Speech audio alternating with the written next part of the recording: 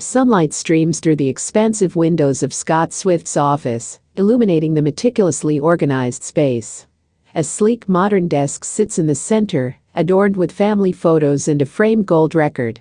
Scott, in his late 60s, with a salt and pepper beard and a kind, weathered face, sits at his desk, staring intently at his phone. His brow is furrowed, his fingers tapping a nervous rhythm against the polished wood. Scott. The news had been relentless. It was everywhere: the headlines, the social media feeds, the whispers in the hallways. My daughter, my Taylor, the one I'd watched grow from a shy little girl into a global icon, was caught in the whirlwind of a scandal. A younger Scott, with a full head of hair, sits on the edge of his daughter's bed, his face etched with concern. Taylor, 16, is curled up in a ball, tears streaming down her face.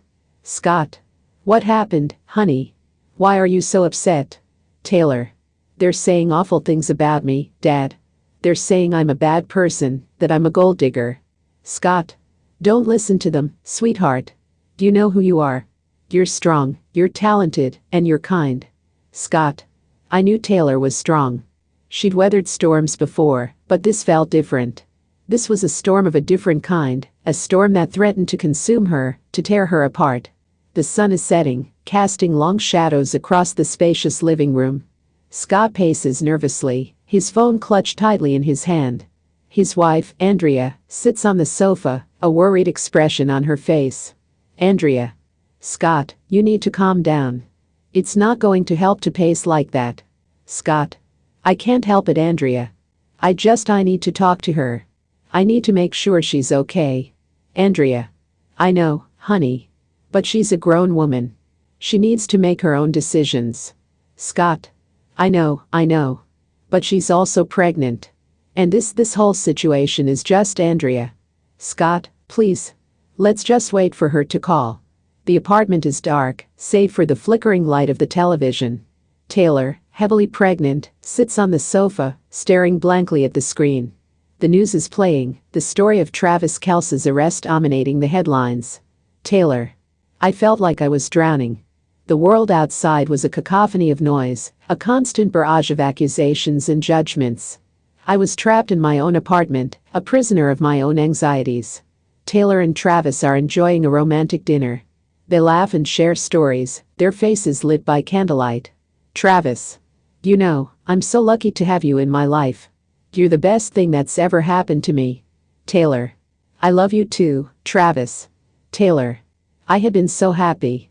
So in love. But now, everything felt tainted, everything felt wrong. The phone rings, shattering the quiet of the office. Scott jumps, his heart pounding in his chest. He answers the phone, his voice trembling. Scott. Hello? Taylor. Dad. It's me. Scott. Taylor. Oh, thank God. Are you okay, Taylor? I'm trying to be. Scott.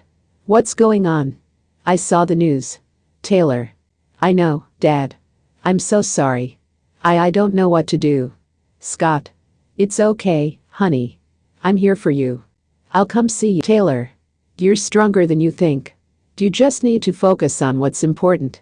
Focus on your health, focus on your baby, and focus on yourself. Taylor. Thank you, Dad. I don't know what I'd do without you. Scott. I'm always here for you, honey. Always. Days have passed.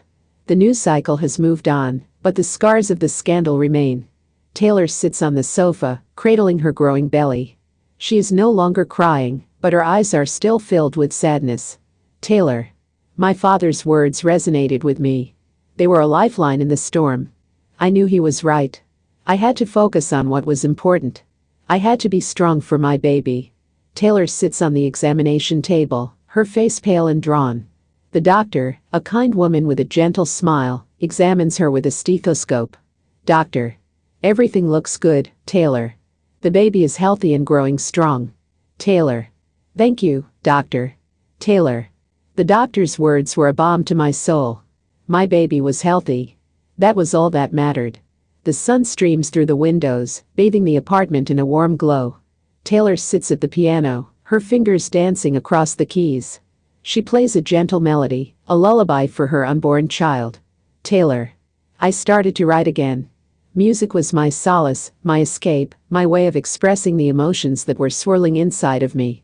Taylor sits in the recording booth, her voice soaring with raw emotion. The producer, a seasoned veteran, nods his head in approval. Producer. That's it, Taylor. That's the one. Taylor. My music became my therapy, my way of healing. And as I wrote, I realized that I wasn't alone. There were others who had been through similar struggles, others who had been hurt and betrayed. My music could be a voice for them, a source of strength and hope. The arena is packed, the crowd roaring with anticipation. The lights dim, and Taylor Swift appears on stage, her silhouette illuminated against a backdrop of shimmering lights.